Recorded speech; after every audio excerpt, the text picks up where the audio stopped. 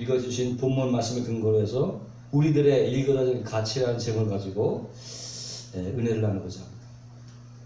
아주 예전에 방영했던 프로그램 가운데에 할머니 할아버지가 나와서 단어를 맞히는 게임이었어요. 그때 한 노부부가 나와서 하는데 할아버지가 할머니에게 주어진 단어를 딱 설명하니까 그것을 맞추는 게임이었는데 그날 마침 천생연분이라는 단어가 나왔어요. 그러자 할아버지는 할머니에게 말하기를 임자 우리 같은 사이를 뭐라고 그러지? 하니까 할머니가 무표정한 얼굴로 왼수? 하니까 당황한 할아버지가 아니 그게 아니라 네 글자 있잖아 있잖아 하니까 잘 생각해봐. 그러니까 할머니가 주저하지 않고 평생 왼수 이렇게 해서 한번 다들 화들짝 웃은 적이 있습니다. 이와 같이 그리스도인과 하나님의 관계가 그렇다고 하는 것입니다. 천생연분관계가 되어야 되는 거죠. 마음이 잘 맞아야 된다. 반대로 세상과는 평생 왼수처럼 살아야 돼요. 최소한도 그리스도인들의 가치관은 그렇다고 하는 것입니다. 근데 현실은요 아주 적반하장격으로 하나님과는 평생 원수처럼 살고 세상과는 평생 천생연분처럼 사는 그리스도인들이 많다고 하는 것입니다. 잘못된 가치관을 가지고 있기 때문이죠. 최근에 이문열 씨가 쓴 우리들의 일그러진 영웅이라는 소설을 또 한번 보게 됐는데 이 소설 속에 나오는 임석대라고 하는 영웅은 선생님들의 신뢰를 얻어갖고 또 같은 반들의 학생들을 지배하면서 그들을 괴롭히죠. 마찬가지로 이 세대의 잘못된 가치관 역시도 이 사람들을 지배하고 그의 삶을 망하게 한다는 거예요. 결국 따지고 보면 소설 속에 나오는 우리들의 일그러진 영웅과 이 세대의 우리들의 일그러진 가치는 서로 공통점이 있는 거예요. 사람들을 괴롭히고 힘들게 만드는 공통점이 있다고 하는 거예요. 그러면 우리들의 일그러진 가치가 무엇이냐? 오늘 본문에 나와 있듯이 너는 이것을 알라 말세에 고통하는 때가 이르러 사람들이 자기를 사랑하며 돈을 사랑하며 또 맨 끝에 뭐라고 다 하냐면 쾌락을 사랑하기를 하나님 사랑하는 것보다 더 강해요. 경건의 모양은 있으나 경건의 능력은 부인하니 이 같은 자들에게서 내가 돌아서라. 여기 19가지가 나와 있는데요. 어쩌면 우리 현실과 그렇게 똑같은 모습일까? 과거에도. 이 글이요. 놀라운 것은 2000년 전에 쓰였다는 거예요. 근데 어떻게 이 시대를 그대로 반영한 듯한 그런 내용을 담았는지. 아마 바울 당시에도 그런 일이 있었던 것 같아요. 세월은 변하지만은 사람의 습성이나 심성은 예나 지금이나 별 다를 바가 없는 거예요.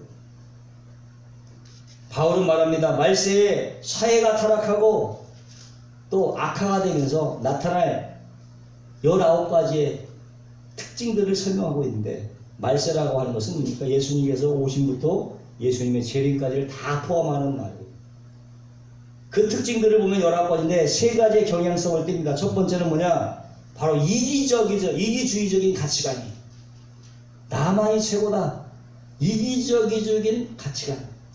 디모데 3장 2절에 뭐라고 말하고 있느냐? 말세에 사람들이 자기를 사랑한다고 했어요. 자기. 이기주의적 가치관을 말하고 있는 거죠. 그렇다고 건강한 자존감을 비난하는 것이 절대 아닙니다. 건강한 자존감은요, 우리의 건강한 삶에 반드시 필요하기 때문에 자신을 무가치 여기는 사람은요, 절대 남도 소중히 여기지 않습니다. 때문에 자신에 대한 건강한 자존심은 가져야 되는 거예요. 다만 이기적이고 자기중심적이고 나르시스적인 가치관을 버리라고 하는 거예요. 나르시시즘이라고 하는 것은 내가 우주의 중심이고 모든 것은 나를 위해서 존재한다고 하는 삶의 태도를 말합니다. 나를 위해서 모든 것이 돌아가요. 나르시즘.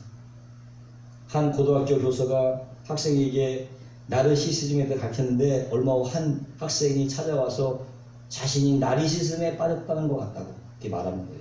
왜 그러냐 그랬더니 거울에 비친 자기 모습이 너무 멋져서 눈을 뜨고 볼 수가 없다. 그래서 선생님, 얘야 그거는 나르시시즘이 아니라 착각이야 라고 말했다는 거예요. 이렇게 자기중심주의, 이기심이라고 하는 것은 인간의 타고난 본능이기도 합니다. 애들 보세요. 누가 가르쳐주지 않아도 자기중심적이고 이기적이에요. 애들이 부르는 노래 중에 텔레비전에 내가 나왔으면 정말 좋겠네, 정말 좋겠네, 춤추고 노래하는 예쁜 내 모습. 텔레비전에 내가 나왔으면 정말 좋겠네, 정말 좋겠네. 이기적이라. 안 그래도 이기적인데 요즘 아이들 키우는 부모들 보세요. 이런 아이들의 이기심을 더 부추기는 그런 것 같아요. 우리 사회가 만약 이런 이기적인 아이들로 가득 찼다고 생각을 해보세요. 어떻겠는가? 그런데 실제로 어른들의 세계도 별 다를 바가 없어. 어른들 보면 나만 잘 되면 되고 나만 좋으면 괜찮은 거고 이런 게 팽개해 있어요. 이걸 뭐라고요? 내로남불. 내가 하면 논에서 남이 하면 불륜이라고 내로남불이라고 하잖아요. 특히나 요즘 보면은 정치판을 보면은 더 그런 것이 많이 있고 자기 편이 하면 괜찮고 남의 편이 하면 뭐 난리치는 거예요. 적반하장도 이루어집니다. 오히려 요즘 방귀 낀 놈이 성을 내는 꼴이죠. 목소리 큰 놈이 이기는 현실이 되고 말았습니다. 이런데 무슨 정의가 있으며 무슨 공정이 있으며 무슨 평화가 있겠느냐. 완전히 가치체계가 무너진 세상을 우리는 보고 있는 거예요. 하지만 주님은 말씀하고 계시는 것입니다. 주는 것이 받는 것보다 복이 있다.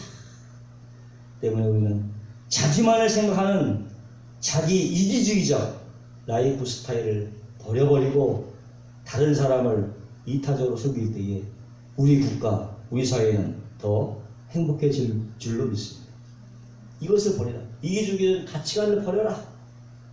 둘째로 우리가 버려야 될 가치관은 물질주의적인 가치관이에요. 바울은 말합니다. 말세에 자기를 사랑할 뿐만 아니라 또한 돈을 사랑한다고 얘기해요. 돈을 사랑한다. 곧 물질주의, 배금주의를 말하는 거죠. 물론 돈이나 물질 자체가 나쁘다는 것이 아닙니다. 우리 삶의 필수적인 요건입니다. 성경도 물질을 거부하고 거짓처럼 살라고 말하지 않습니다. 성경에 보면요, 아브라함이나 다윗 같은 믿음의 영웅들 다 부자였어요. 하지만 그들은 돈에 매여 있는 것이 아니에요. 돈보다는 하나님을 신뢰했다는 것. 사람들에게 많은 유익을 주고 하나님께 영광을 돌렸다는 것이, 이것이 더 중요합니다. 그래서 성경에 문제 삼고 있는 것은 돈의 소유 그 자체가 아니라 돈에 대한 태도를 말하는 거예요. 바울은 디모데전서 6장에 돈을 사랑하는 것이 일반 안에 뿌리가 된다고 했어요. 돈을 어떻게? 사랑하는 것. 이것이 일반하게 뿌리가 되는 거예요. 돈 자체가 아니라 돈을 사랑하는 것이 일반하게 뿌리다. 예수님은요, 비유로 말씀하시기를, 만약 돈에만 아주 정신이 팔렸다가 예기치 않을 때에 영적 거지로 죽는 한 부자를 뭐라고 얘기합니까? 어리석은 부자, 어리석은 바보라고 얘기하십니다. 물론 세상 사람의 판단은 그렇지 않았을 거예요. 꽤 잘 살았다고 생각했겠죠. 돈도 잘 벌고 사업가로서 성공하고 농업 경영인으로서 아마 뭐 대통령상도 수상을 받았을지는 모르겠어요. 거기다가 그러면 좋은데 거기다가 플러스 하나님을 사랑했으면 얼마나 좋겠어요. 하나님을 사랑했으면 얼마나 좋겠어요. 그러나 그는 물질에 대한 사랑 때문에 어떻게 해요? 하나님 앞에서 하나님을 그 삶에서 제껴두었다. 근데 오늘날 이런 바보들이 얼마나 많은지, 바보 천치들이 얼마나 많은지, 죽을 때마저도 깨닫지 못해서 어떤 사람은 우스갯소리로 마 이 정도 하고 죽었대. 마 이 정도. 네? 그래도 죽었다는 사람이 있어요. 얼마나 물질주의에 빠져 있는가를 단적으로 보여주는 예라고 할 수 있어요. 또 서적에 가면 재테크라든가 주식이니 무슨 돈 버는 거 하는 관련 대책이 엄청나게 많아요.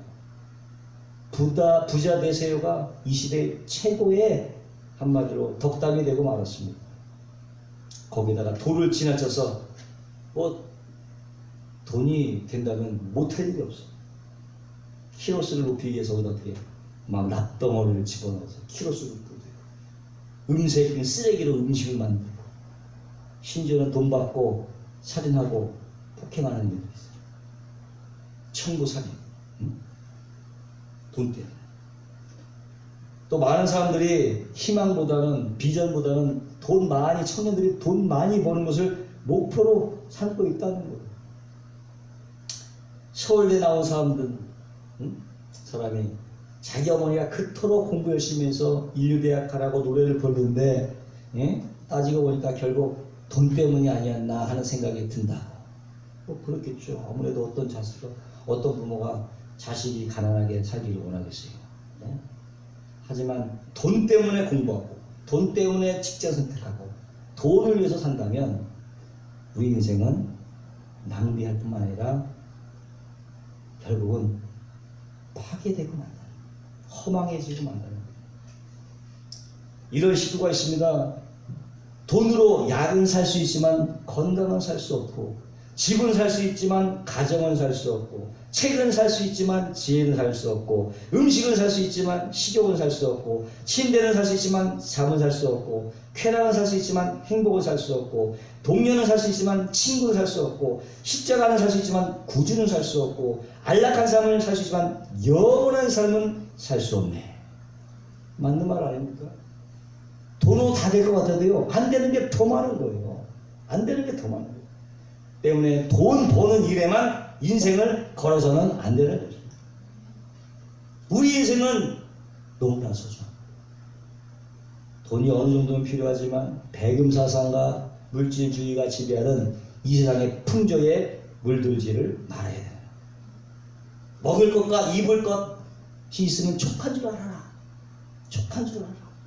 응? 정황이 없는 재물에 소망을 두지 말라고 성경은 말하고 오히려 하나님께 소망을 두라고 말씀하고 있는 것입니다. 만약에 우리가 하나님의 나라와 의를 먼저 구하면 이 모든 것을 더해주신다는 것을 여러분 믿으시기를 주의 이름으로 축원합니다.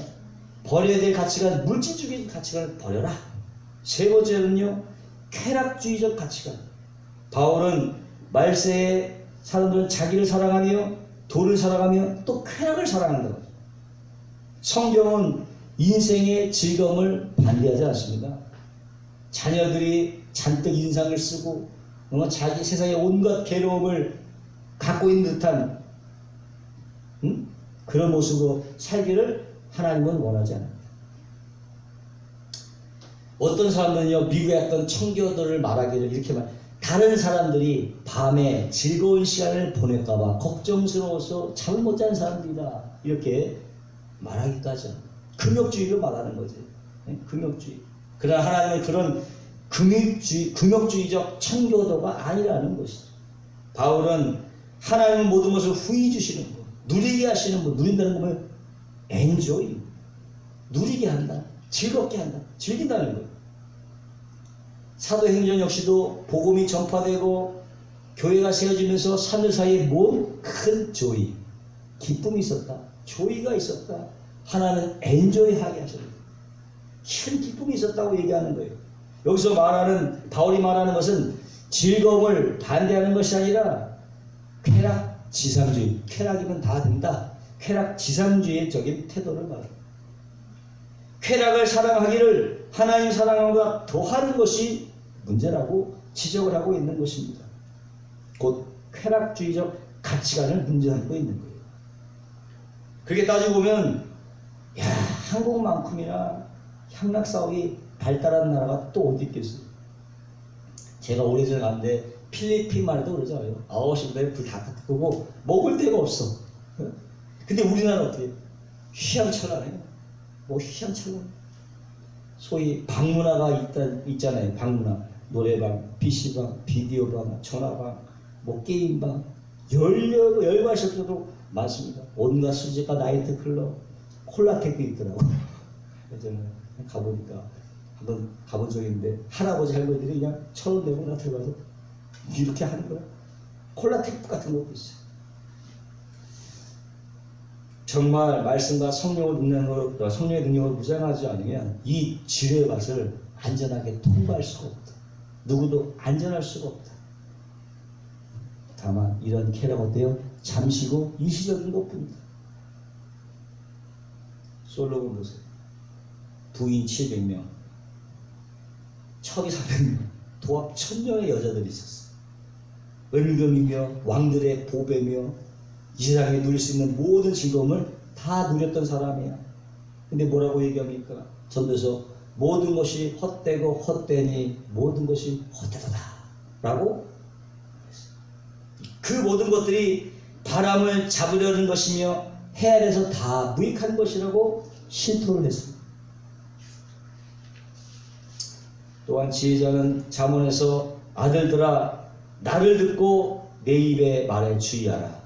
내 마음이 음료의 길로 치우치지 말며 그 길에서 미혹지 말지어다. 대저 그가 많은 사람을 상하여 엎드러지게 하나니 그에게 죽은 자가 허다니라. 그의 집은 음부의 길이라 사망의 방으로 내려가느라고 성경은 경고합니다. 야곱의 우화 가운데에 파리와 불나비의 우화가 있어요. 배가 고픈 파리가 날아다니다가 맛있는 꿀을 발견했습니다. 그래서 꿀단지 주변을 돌면서 조금씩 꿀을 맛보다가 너무 먹는 데 열중해서 그만 한복판으로 뛰어들고 말았어요. 그런 바람에 한쪽 다리가 젖어버리고 말았어요. 힘을 쓰면 쓸수록 더 깊이 그 꿀 속에 파묻혀 가는 거예요. 그때 불나비 한 마리가 날아서 조롱하듯이 말하는 거예요. 야, 이 바보야, 그렇게 음식을 탐욕스럽게 먹으면 안 돼. 어? 내가 돼지처럼 먹기를 좋아하니까 그렇게 빠져 죽는 거 아니야 라고 조롱거리는 겁니다. 파리는 그 비난하는 나비 앞에서 할 말이 없었습니다. 왜? 실제로 자기 몸이 점점 꿀에 빠져들고 있었기 때문에 뭐라고 할 말이 없었어요. 어느새 밤이 되었습니다. 그리고 촛불이 켜졌습니다. 불나비가 촛불 주변을 빙빙 돌다가 그 사이에 아름다움에 취해서 가까이 가. 더 잘 보려고 가까이 가 그만 날개에 불이 붙어서 타 죽고 말았어요. 그때까지 죽지 않고 있었던 파리가 최후의 한마디를 내뱉었습니다. 나보고 바보라고 하더니 저는 더 바보구만. 한 번에 타 죽네. 이렇게 한 여인이 파리에 초대받았어요. 자신의 모습이 너무나 초라한 것 같아서 부자 친구에게 진주 목걸이 하나를 빌렸습니다. 그런데 불행해진 불행히도 그 북적거리는 파티장에서 그만 목걸이를 잃어버리고 말았어요. 그 여인과 남편은 잃어버린 친구에게 그 진주 목걸이를 되돌려주기 위해서 전 인생을 투자해서 일하기 시작했어요. 엄청난 가격에 그 진주 목걸이를 사기 위해서 불철주야 일하느라고 쉬지도 못하고 잠도 못 자고 맛있는 것도 먹지 못하고 옷도 사지도 못하고 살았어요. 마침내 그 잃어버린 것과 똑같은 진주 목걸이를 친구에게 들고 찾아갔어요. 그랬더니 그 친구가 이 여인을 보고 왜 이렇게 얼굴이 안 되어 보이냐고 묻는 거예요. 그 여인의 말에 서러움이 북받쳐서 눈물이 나왔습니다. 울먹이면서 그 진주 목걸이를 내면서 이걸 이렇게 늦게 목걸이를 가져서 미안하다고 하면서 건네줘. 근데 그 목걸이 돌려받던 돌려받아서 가만히 보던 그 부자 친구가 깜짝 놀라서 이건 진짜 같은데 이걸 왜 나한테 주냐고. 내가 너한테 준 거는 가짜였는데 꼭 돌려주지 않아도 되는 거였다고. 이 말을 들은 부부가 너무 충격을 받았고 몸도 가누지 못해서 거의 정신을 잃을 지경이 되었다. 요는 뭐냐? 이 시대에 잘못된 가치를 쫓아 살면 이렇게 된다고 하는 거예요. 세상에다 한다고 쫓아가면 안 되는 것입니다. 첫 번째, 자기를 사랑하는 이기주의, 돈을 사랑하는 물질주의, 쾌락을 하나님보다 더 사랑하는 쾌락주의. 이러한 잘못된 가치들에 속지 말고 그 가치들의 허구를 노출시키면서 그 가치를 싸워 이겨야 될 줄로 믿습니다. 하나님을 사랑하고 하나님이 사랑하는 것들을 추구하며 살아가야 될 줄로 믿습니다. 그때 우리 인생은 낭비되지 않고 가치가 있고 의미가 있고 영원히 남는 삶을 살게 될 줄로 믿습니다. 그렇게 되는 저와 여러분 되시기를 주님의 이름으로 축원합니다. 기도하겠습니다. 하나님 감사합니다. 정말로 이 세상은 가치 체계가 전도된 세상이며 가격표가 뒤바뀌어진 하나님 아버지 가치 세계 속에서 살고 있습니다. 우리가 오직 하나님이 주시는 거룩한 가치로 말미암아 세상 가치를 이기고 하나님 아버지 하나님께 영광을 돌리는 삶을 살아갈 수 있도록 인도하여 주옵소서. 꿀먹은 하나님 아버지 꿀에 빠진 발이나 타죽은 불나방처럼 살지 않도록 우리 인생을 허비하지 않도록 하나님 우리 마음과 생각을 붙잡아 주옵시고 단호히 하나님을 사랑하고 하나님의 사랑을 추구하며 살아갈 수 있도록 우리 인도하여 주옵소서. 감사하며 예수님의 이름으로 축복하고 기도하옵나이다. 아멘. 다 같이